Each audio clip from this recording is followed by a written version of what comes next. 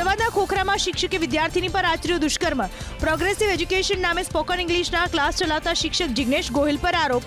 શિક્ષકે વિદ્યાર્થીનીને પ્રેમજાળમાં ફસાવી બાદમાં અશ્લીલ ફોટા વાયરલ કરવાની ધમકી આપી આચર્યું દુષ્કર્મ. મોરબીના 2 બુટલેગરને પાસા હેઠળ જેલમાં ધકેલવામાં આવ્યા. મયુર વાઘેલા અને અંકિત રાઠોડને પાસા હેઠળ અમદાવાદ અને સુરતની જેલ હવાલે કરાયા. દારૂના અનેક કેસમાં સંડોવાયેલા છે બંને આરોપી.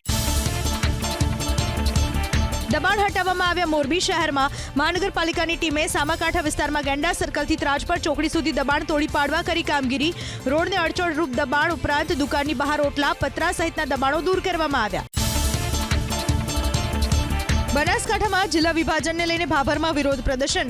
દિયોદરને ઓગળ જિલ્લો બનાવી ભાભરને ઓગળ જિલ્લામાં સમાવવા અથવા ભાભરને બનાસકાંઠામાં રાખવાની માંગ. આવતીકાલે મોટી સંખ્યામાં નાગરિકો યોજશે મહારેલી. રાજકોટની એસએનકે સ્કૂલની 6ઠ્ઠા ધોરણની વિદ્યાર્થીનીની પજવણીને લઈને એનએસયુઆઈનો હોબાળો. 70થી વધુ કાર્યકર્તાઓએ શાળામાં હલ્લાબોલ કરતા અનેક કાર્યકર્તાઓને પોલીસે કરી અટકાયત. વિદ્યાર્થીનીઓની સેફટી અને આરટીઆઈના એડમિશનમાં ભેદભાવ બાબતે પણ વિરોધ. 13 દુકાનો તોડી પાડવામાં આવી. ખેડાના નડિયાદમાં ખાલી કરવામાં આવેલા સ્થળે બનશે સિટી બસ સ્ટેન્ડ. પાલિકાએ દુકાનવાળી જગ્યાનો કબજો મેળવ્યો. દુકાનો તૂટી જતા વર્ષોથી વ્યવસાય કરતા વેપારીઓમાં પાલિકા સામે રોષ.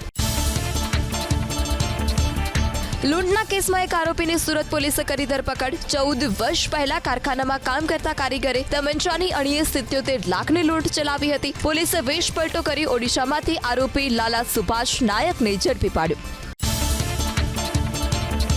સુરતમાં સવારે જોવા મળ્યું ધુમ્મસભર્યું વાતાવરણ. વિઝિબિલિટી ખોરવાતા વાહન ચાલકો મુકાયા મુશ્કેલીમાં. વાતાવરણને કારણે કેટલીક ફ્લાઇટ્સને આકાશમાં લગાવવા પડ્યા ચક્કર. દ્વારકા પોરબંદર તથા દ્વારકા જામનગર હાઈવે પર ધુમ્મસભર્યું વાતાવરણ છવાયું. ધુમ્મસના કારણે વિઝિબિલિટી ઘટતા વાહન ચાલકોને મુશ્કેલી. વાતાવરણમાં આવેલા પલટાથી ખેડૂતોની પણ વધી ચિંતા. કચ્છના ભચાઉ નજીક અનુભવાયો ભૂકંપનો આંચકો. વહેલી સવારે 3 વાગ્યે 3ની તીવ્રતાનો આંચકો નોંધાયો.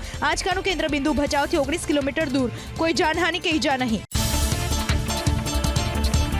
કોરોના વખતે જરૂરી બનેલા સ્માર્ટફોનનો હવે દુરુપયોગ. બાળકોમાં સ્માર્ટફોનનું શિક્ષણ કરતા સોશિયલ મીડિયા માટે વધુ ઉપયોગ. Annual status of education report 2024ના રિપોર્ટમાં ખુલાસો. ભાજપ ₹7,113 કરોડના ભંડોળ સાથે સૌથી ધનિક પક્ષ. ચૂંટણી પંચે રાજકીય પક્ષોને દાનના વર્ષ 2023-24ના આંકડા કર્યા જાહેર. જ્યારે મુખ્ય વિપક્ષ કોંગ્રેસ પાસે ₹857 કરોડનું ભંડોળ. અમદાવાદમાં વિદ્યાર્થીની પર શિક્ષકે આચર્યું દુષ્કર્મ. ખોખરામાં પ્રોગ્રેસિવ એજ્યુકેશન નામે સ્પોકન ઇંગ્લિશના ક્લાસ ચલાવતા જિગ્નેશ ગોહિલ સામે આરોપ. હોટેલમાં લઈ જઈ વિદ્યાર્થીની પર આચર્યું દુષ્કર્મ. યુવતીને બીભત્સ ફોટા અને વિડીયો વાયરલ કરવા આપી ધમકી. રાજ્યમાં ઉત્પાદિત મગફળી સામે રાજ્ય સરકાર.